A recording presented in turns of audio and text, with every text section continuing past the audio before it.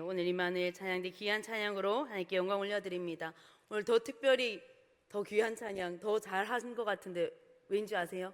지금 여기 피택 권사님으로 이제 임명되신 몇 분들이 이제 오늘부터 이제 봉사를 하시는 것 같은데, 우리 또 응원하는 차원으로 또 하나님께 영광 올려드리면서 박수 함께 올려드리겠습니다.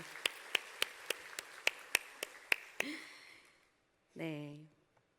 하나님께서 예비하신 은혜의 자리에 오늘 이 시간 우리를 불러주신 줄 믿습니다. 아멘. 오늘 수요일인데요, 일주일 중에서도 딱 중간인 오늘 하나님께서 왜 수요 예배로 우리를 부르시나라는 또 고민을 해봤습니다. 그래서 목회자들이 수요일날 또 설교를 준비하고 또 예배를 준비하고, 우리 성도님들도 바쁜 일상 속에서 수요일날 또 시간을 내어서 또 이 저녁에 모든 한국교회가 이 시간에 예배를 드리고 있지 않겠습니까? 왜 그럴까 생각했더니, 그동안 힘들고 또 일상생활 속에서 주일날 받았던 은혜들을 또 놓치고 또 일상생활에 바쁘게 살아가는 우리를 다시 한번 하나님께서 붙드시고, 또 내가 여기 있다, 내가 너에게 힘을 주기 위해서 너희를 이곳 가운데 부른다라고 그렇게 우리에게 이 자리에 부르신 줄 믿습니다. 그래서 오늘 말씀 가운데 또 찬양 가운데 임하시는 하나님의 크신 은혜 받고 돌아가시길 바랍니다. 아멘. 사랑하는 성도 여러분, 오늘 우리는 이사야 40장의 말씀을 통해서 우리 삶 속에 날마다 새 힘을 주시는 하나님의 위로와 약속을 함께 나누고자 합니다. 올 여름 특히나 작년보다 더 길고 뜨겁게 느껴지는 것 같습니다. 아직까지도 여름이 지나지 않은 것 같은데요, 그런데 어느 순간 하늘을 올려다보니 높아진 하늘과 선선한 바람을 느낍니다. 밖에 우리 사진을 보니까, 사진 속의 하늘을 보니까 더 그렇죠. 와, 하늘이 이렇게 예뻤네, 우리 교회에 뜬 구름들이 이렇게 아름다웠네 라는 생각을 하면서 어떤 여름이 지나고 가을이 왔다는 생각이 듭니다. 그러면서 하나님께서 우리에게 새 계절을 다시 준비하라는 그러한 또 권면의 말씀을 주시는 것 같습니다. 계절이 바뀌듯 하나님은 지친 우리에게도 새로운 힘을 불어 넣어 주십니다. 오늘 우리가 함께 나눌 말씀이 바로 이 새 힘의 약속의 말씀이 담긴 말씀입니다. 여름의 끝에서 가을을 맞이하듯이 오늘 우리도, 우리의 믿음도 새로운 전환점을 맞이하기를 바랍니다. 오늘 이 말씀이 우리 성도님들의 삶에 다시 달려갈 힘과 위로가 되기를 소망합니다. 오늘 본문인 이사야 40장은 이사야 전체 말씀 속에서도 중요한 전환점을 가지고 있습니다. 1장부터 39장까지는 이스라엘의 불순종과 죄에 대한 경고, 그로 인한 심판의 예언이 기록되어 있습니다. 그래서 너희가 곧 바벨론의 포로가 되어서 70년간 포로 생활을 하게 될 것이라는 그러한 예언의 무서운 말씀을 주고 있습니다. 그러나 40장에 들어가면서 분위기가 완전히 바뀌게 됩니다. 그래서 39장까지를 제1 이사야라고 부르고 40장부터는 제2 이사야로 구분하고 있습니다. 40장부터 심판과 멸망 이후에 있을 예언의 말씀이 기록되었는데, 그 내용은 절망 가운데 있는 백성들에게 하나님께서 회복과 소망의 희망의 메시지를 다시 새롭게 40장부터 주고 계십니다.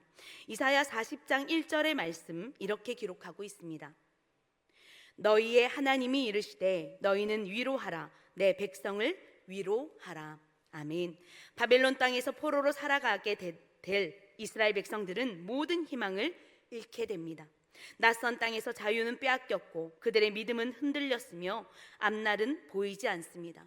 하나님께서 말씀하셨듯이 70년이라는 기약 없는 포로 생활은 그들의 영혼을 지치게 만듭니다.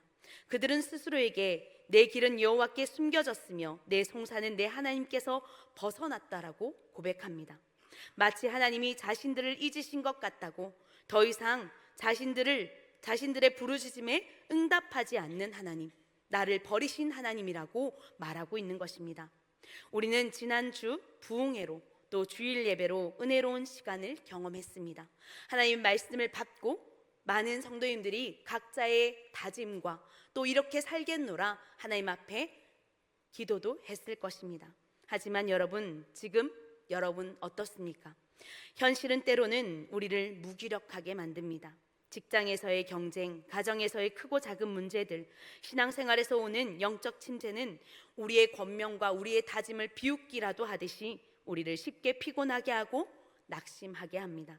그러나 오늘 본문은 분명하게 선포하고 있습니다. 인간의 힘에는 한계가 있지만 하나님을 앙망하는 자는 새 힘을 얻으리라. 아멘. 이 약속이 남은 한 해를 살아가는 우리에게 주시는 하나님의 말씀인 줄 믿습니다. 하나님께서는 다시 한번 말씀하십니다. 40장 29절에서 30절까지의 말씀 함께 읽도록 하겠습니다. 시작. 피곤한 자에게는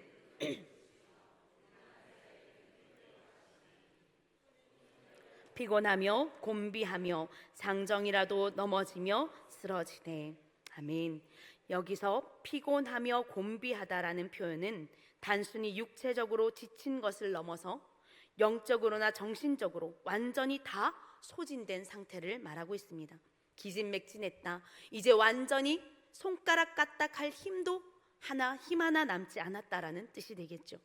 성경은 인간의 힘의 한계를 아주 현실적으로 표현합니다. 20대와 같이 혈기왕성한 청년들, 즉 소년들이라도 삶의 무게 앞에서 쉽게 지치고 낙심할 수 있다는 것입니다. 가장 강하다고 여겨지는 장정이라도 넘어지고 쓰러질 수 있다는 것입니다. 우리는 우리의 힘과 의지를 과신할 때가 많습니다. 나는 할 수 있다, 내가 노력하면 이룰 수 있다라고, 사람의 의지와 힘으로 되지 않는 것은 없다라고 말합니다. 그러나 우리의 열정, 우리의 의지, 우리의 건강은 영원하지 않다는 것입니다. 잠언 27장 1절에서는 이렇게 말씀합니다. 너는 내일 일을 자랑하지 말라. 하루 동안에 무슨 일이 일어날지는 내가 알 수 없음이니라. 우리가 아무리 철저히 계획하고 준비해도 예상하지 못한 문제들이 끊임없이 발생한다는 것입니다. 수해와 가뭄과 같은 자연재해 속에서 우리는 더욱더 우리의 약함과 인간의 한계를 느끼게 됩니다. 이스라엘 백성이 포로로 잡혀갔을 때도 마찬가지였습니다. 그들이 한때 강력한 군대를 가졌고 강한 왕국을 꿈꾸었습니다. 그러나 결국 무너지고 멸망하고 결국 포로가 되었습니다. 인간의 힘으로는 하나님의 뜻을 온전히 이루어낼 수 없다라는 것을 보여줍니다. 우리의 삶도 이와 다르지 않습니다. 앞에서 말씀드렸듯이 가정에서의 무거운 책임감들, 이러한 모든 삶의 무게에서 오는 피곤함, 그런 앞에서 우리는 한계에 부딪히고 맙니다. 뜨겁게 은혜를 받았던 말씀, 다짐들은 어느새 사라지고 다시 무기력해진 자신을 발견하게 됩니다. 그러한 무기력한 상태로 또 많은 짐을 지고 이 자리에 앉아 있습니다. 그때 우리는 깨달아야 합니다. 우리의 힘이나 다짐만으로 이 험난한 세상을 이겨낼 수 없다는 사실을, 그리고 우리의 의지로는 신앙을 온전히 지켜낼 수 없다는 사실을 말입니다. 시편 73편 26절은 우리에게 또 이렇게 말씀합니다. 우리 함께 읽겠습니다. 내 육체와 마음은 쇠약하나 하나님은 내 마음의 반석이시요 영원한 분기시니라. 아멘. 인간은 쇠약할 수밖에 없습니다. 하나님만이 우리의 힘의 근원이 되시는 줄 믿습니다. 그러므로 성도는 자신의 능력과 의지가 아니라 하나님의 은혜에 전적으로 의지해야 합니다. 자신의 힘을 내려놓고 자아를 내려놓고 주님을 바라보는 것, 이것이 바로 새 힘을 얻는 첫 걸음인 줄 믿습니다. 본문엔 이어서 이렇게 말씀합니다. 오직 여호와를 앙망하는 자는 새 힘을 얻으리니. 여기서 앙망하다라는 단어는 무언가를 바라고 기다리는 것을 넘어서 줄을 꼬아서 단단히 묶어둔 상태를 말합니다. 마치 여러 개의 실을 꼬아 튼튼한 밧줄을 만들어 누군가에게 연결해 두었다는 것입니다. 누군가에게, 바로 하나님께 단단히 묶여 의지하고 그분께만 소망을 두는 적극적인 믿음의 행위가 바로 앙망하다라는 것입니다. 이스라엘 백성은 바벨론에서 절망 속에 있습니다. 그들에게 필요한 것은 상황이 바뀌는 것이 아니라 빨리 귀환하여서 자신의 삶의 자리가 더욱더 윤택해지고 나라를 다시 찾고 집을 짓고 예루살렘 성벽을 다시 건설하는 것이 아니라 하나님께 다시 소망을 두는 태도의 변화에 있는 것입니다. 그들은 하나님이 자신들을 잊었다고, 버렸다고 생각했지만 하나님은 결단코 그들을 잊으신 적이 없으셨습니다. 그들이 할 일은 그들의 시선이 현실의 자리가 아닌 약속의 하나님께로 옮기는 것이었습니다. 하나님께 자신을 단단히 묶어두는 믿음, 그것이 바로 앙망입니다. 사랑하는 성도 여러분, 여러분은 어디에 무엇을 묶어두고 앙망하고 계십니까? 우리의 인생은 이스라엘 백성들의 인생과 마찬가지입니다.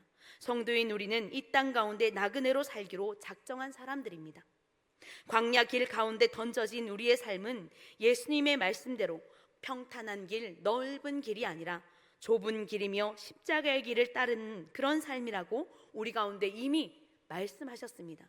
그것을 알고도 여러분은 이 자리에 나온 성도들입니다.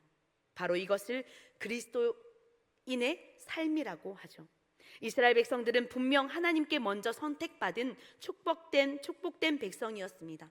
하지만 그들은 그 축복을 자신의 기준과 가치 속에서 착각하고 오해하였습니다. 하나님을 믿으면 잘 살고 잘 먹고 내 대대손손 축복받는 그런 삶이 영원할 줄 알았던 것입니다. 하나님은 언제나 하나님을 앙망하는 자들과 함께 하시고 살아갈 도움이 되시는 건 맞습니다. 하지만 그것은 내 기준이 아니라 하나님의 기준, 하나님의 질서 안에서 그렇게 하나님께서 전적으로 은혜를 주시는 것입니다. 그런데 이스라엘 백성들은 지금도 나의 기준, 나의 생각대로 그것을 생각한 나머지 조금만 힘들고 고난의 길을 걸으면 하나님이 나를 버렸다라고 고백하는 것입니다. 우리도 나의 기준, 내가 원하는 방법이 아닌 하나님의 방법으로 하나님의 계획 가운데 이루어진다는 것을 모르며 살아갈 때가 많습니다. 그렇게 우리는 그렇게 일하시는 하나님을 전적으로 신뢰할 수 있는 믿음, 앙망함이 필요합니다. 앙망하는 자는 절대 하나님과의 관계에서 끊어지지 않습니다. 그 이유는 앞에서 말씀드린 대로 나의 기준과 내가 바라는 삶이 아니라 하나님께서 내 인생의 광야길 가운데 제자된 우리를 좁은 길로 이끄실 때 그 길의 상황에 좌우되지 않고 나와 함께 하시는 하나님이시기 때문입니다. 그 하나님을 붙드는 믿음을 가진 저와 여러분 되기를 소망합니다. 바로 그 믿음이 우리를 결코 무너지지 않게 하며 오히려 날마다 새 힘을 공급받게 하는 원천이 되는 줄 믿습니다. 그러므로 앙망하는 자는 결코 지치지 않고 하나님께서 주시는 독수리 날개와 같은 힘으로 다시 일어날 수 있는 것입니다. 사람을 바라보면 실망하기가 쉽습니다. 돈이나 명예와 같은 세상의 가치를 추구하면 결국 허무함에 빠지게 됩니다. 환경을 바라보면 두려움이 생기고 미래에 대한 불안에 휩싸입니다. 그러나 오직 주님을 바라볼 때 우리는 진정한 소망을 얻게 되는 것입니다. 그렇다면 중요한 것은 내가 어떻게 사느냐입니다. 하나님께서 새 힘을 주시겠다 약속하셨고 우리와 늘 함께 하신다 약속하셨는데, 그렇다면 함께 하시는 그 하나님을 믿으며 우리는 어떻게 살아가야 할 것인가? 우리 그리스도인들은 날마다 이것을 고민하며 성령님과 함께 기도의 자리에 이것들을 가지고 나와야 하는 것입니다. 하나님을 앙망하는 삶은 구체적으로 어떻게 나타납니까? 그것은 너무나도 당연하게도 말씀 묵상과 기도의 삶입니다. 어떠한 특별한 삶의 태도나 다짐, 행동이 필요한 것이 아니라 이미 우리가 알고 있는 기본 중에 기본 말씀이 내 안에 살아 있어야 하는 그러한 삶을 살아가는 것입니다.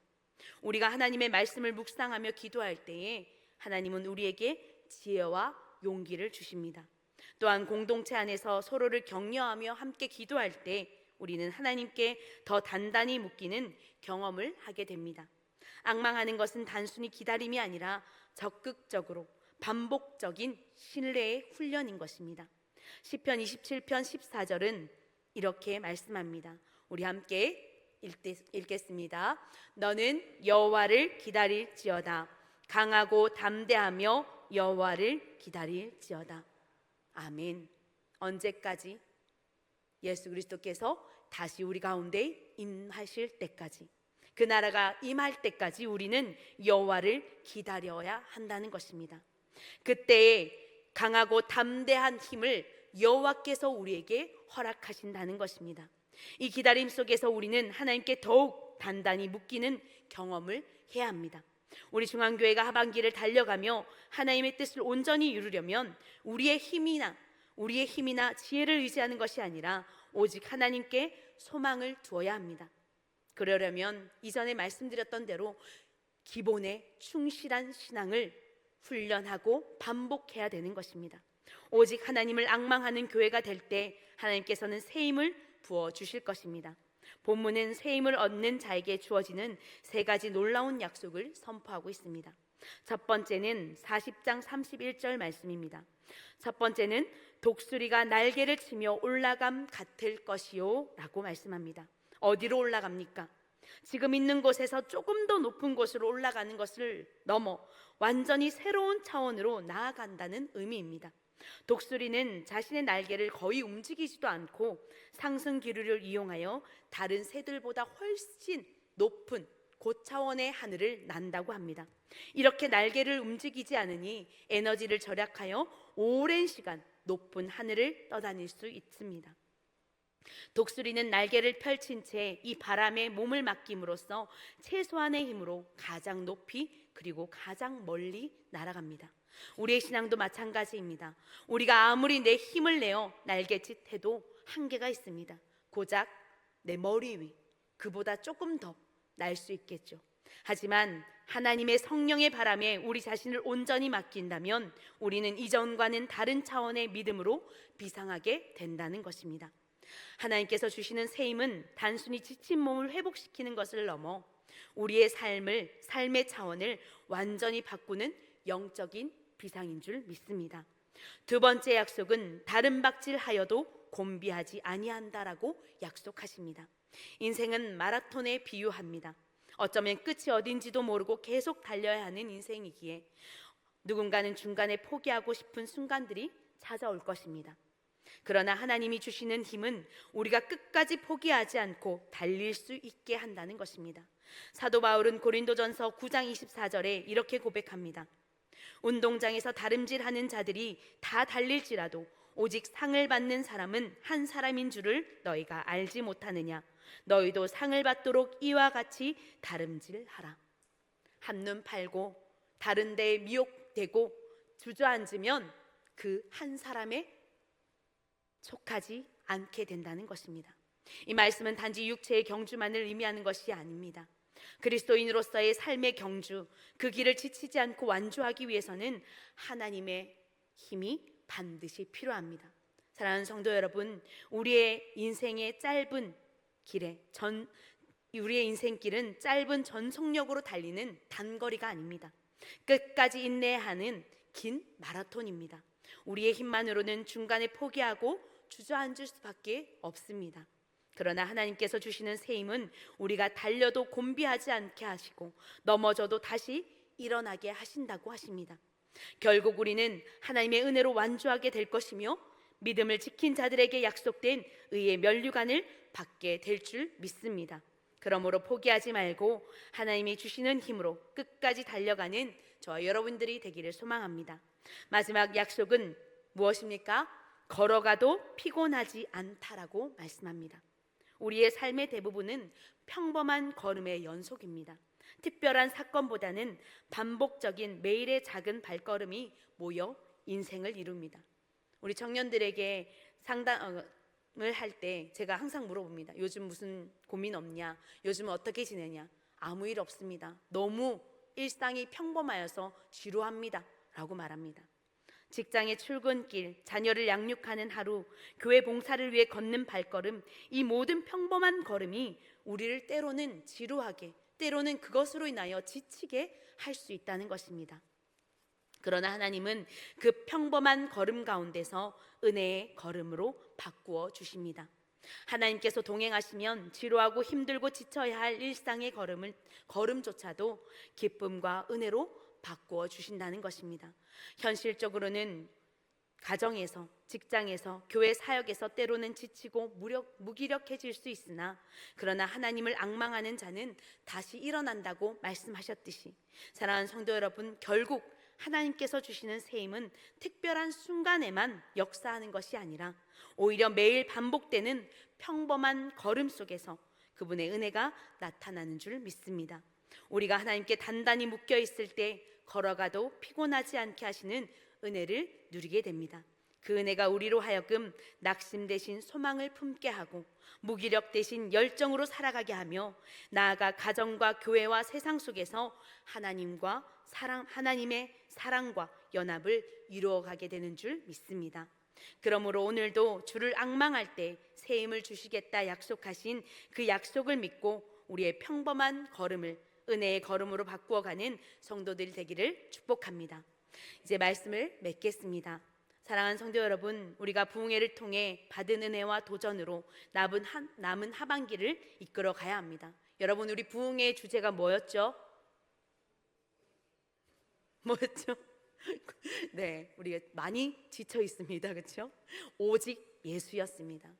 다른 것 아닌 오직 예수로 하반기를 살아갈 여러분의 삶이 되기를 축복합니다. 그러나 우리의 힘으로는 오래 갈 수 없다는 것입니다. 인간은 한계가 있습니다. 우리의 열심과 의지는 반드시 소진됩니다. 그러나 오직 여호와를 앙망하는 자는 새 힘을 얻는다 말씀하셨습니다.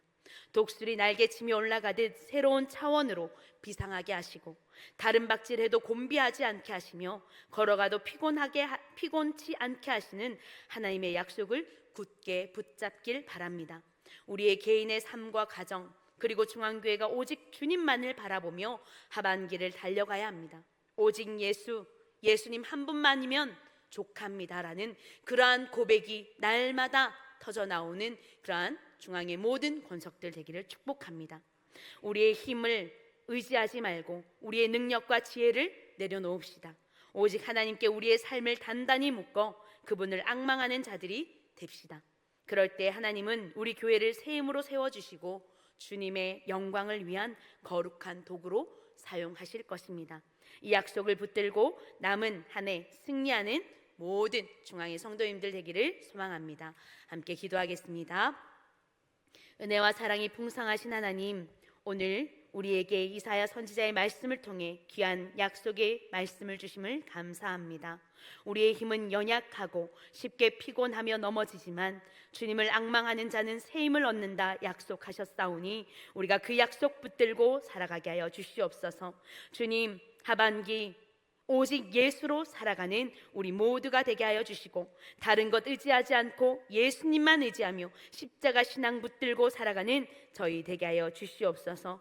우리의 가정과 일터 그리고 중앙교회가 오직 주님을 바라보며 주님께 쓰임받는 교회로서 서가게 하여 주시옵소서.